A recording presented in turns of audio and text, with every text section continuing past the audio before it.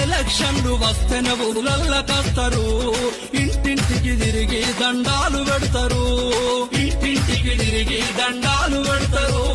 కాని పోని హామీలిచ్చి వెళ్ళిపోతారు, మందు డబ్బులు వంచి గెలవ చూస్తారు, మందు డబ్బులు వంచి గెలవ చూస్తారు.